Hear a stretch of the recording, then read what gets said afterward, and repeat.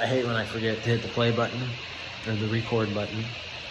But I just want to share an experience I had today. Really showed to me how dangerous it is out here. And the danger comes from a lack of awareness about the lands of which blood was spilled in the most egregious of ways, and how people's existences were wiped out for resources to extort them from the landscape for the betterment of some other place, the far, far away. What am I speaking about? Well, in the 1850s or so to 1905, around that, one of the last of the tribes that existed in this state during those times of colonialism and the gold rush was the Machuca tribe. And today I had a earth-shattering download from their tribe about a lot of what they experienced. Literally, it was a 110-page presentation, and it was for 2 hours, and it wasn't enough time to even discuss all the nasties that occurred here during colonialism. And when they were going after the gold, especially, it just brought out some of the worst people ever. Frontierism and the lack of protection out here for certain peoples that were always here. They had created the environment that was abundant, that would, because these people depended on the ecosystem for their existence. Nowadays, it's so different and disconnected with the way the earth is supposed to operate in this hydrological flow and the animals and the carbon systems and everything that recycles to create the new world, create the new life. Like a snake sheds its skin. In the same way, do the resources that we consume, they always are circumventing.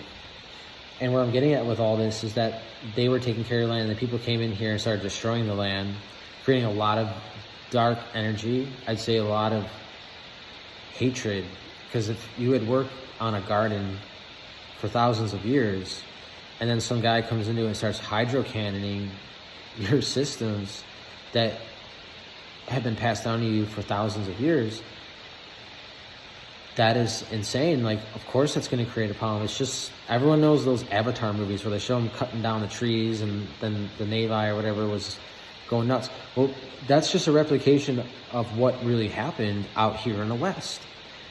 And we had this incredible presentation from a tribal member, and it just showed me everything that I really did think happened in Europe, where it started out there. Tribes just being wiped out by the aristocrats. They were called barbarians and unenlightened, especially in the 1700s. The Russians destroyed the Circassians, and they were worshiping the Tao, the way. They knew the way.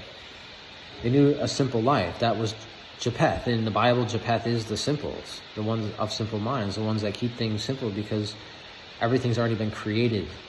There's nothing more to create other than bringing down new thoughts, new ways to incorporate the biology that's already here. Not to make synthetics, but that could just be my opinion, right? No. Because we've seen the advent of industrialization. We've seen what it's done to the world. We've seen, look at all the plastics in the ocean. Like, yeah, someone's going to clean it up, but it's got to be worth something, right? That's what I'm talking about. People only do things because it makes them money. They don't do things because they know it's what has to be done. And there are people who do that. I'm not saying there are not. But the percentage of people doing that and enabled to be that way is slim. Just like the Indian. That's why they got wiped out. Because they were not contributing. But anyways, so these children, this tribe, one, sex trafficked, enslaved, given false hope, children were murdered, bounties were placed on their heads, $5 a head back then in the 1860s or so. I'm sure that was brought all the best people to California. A bunch of bounty hunters. Just ruthless people brought to this section of the earth through incentive to do so with monetary values, gold and bounty hunting. trapping, killing, hunting, extracting. Now these people's lands look like shit. Everything's dry. It's been the hottest summer, I think, on record. 120 degrees I recorded over where I was working. And now I go to, in this book that I was reading, that was given to me, 2 people gave me a book. One was Iron John, and the second one was Nonviolence. It's a book saying how there are no words in our diction in many cultures for that word. There are a few, and some of them were created just recently, but there are not many words, but it shows the benefits of nonviolence, where it screws up an enemy that you're massacring thousands of other people, but you guys aren't fighting back. It creates a jolt in someone's mind of this isn't working, so they have to try something else, which is always because you hold the moral high ground, right? What did Ben Kenobi say to young Anakin? I have the high ground, Anakin. So that's the goal. It's to take the higher road, because blood being spilt is a penance of their souls that they must afford later in their lives, when the souls of that blood and the blood cries out from the ground. And that's what's happening here. I can feel it. So I finally triangulated where it needs to be, and it's advocating, because what happened to the Indians happened to all of our tribes out there in Europe, and we were defending ourselves against Rome. That's the nearest answer. Or when the Christians were women were being stolen by Romulus and Remus, or whatever those dudes were, where they came from Lud, or also known as Troy. So if you really want to get into it, the natives here that went through this 150 years ago is one of the closest representations, next to Armenian genocide, all these things, genocides that happened in Ukraine. But since I'm here and I can learn about it directly, right from the horse's mouth, really from the Great Spirit, 150 years ago, my people were destroyed. And it wasn't because of a lack of knowledge, it was because of a sickness. People had a sickness of the mind. There were some serious mental illnesses out in this area during those times, because people were coming out here because of capitalism, because they could make a quick buck, buy thousands of acres of land, and live in posterity for the rest of their lives. They just had to do some devious shit to do it. And it was sponsored, I'm not sure by who. Someone was offering $5 a head. That's all I know. And I haven't looked into it yet. I'm sure it's known already. And I'm giving the benefit of the doubt to natives all 1,000%, because any civilization, such as the one I belong to, Armenian, was decimated, done away with, try to erase the memory of their existence off the planet Earth.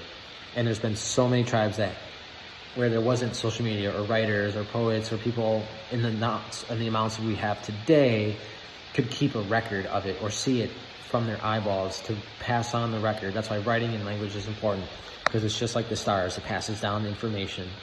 And the information can't always be trusted. It has to be vetted, and that's where it falls through the cracks. But when you're talking something about 150 years ago, that's relatively recent in the span of history and records, and seeing records and newspapers and articles printed the same year with stamps and newspaper names and dates and locations and names.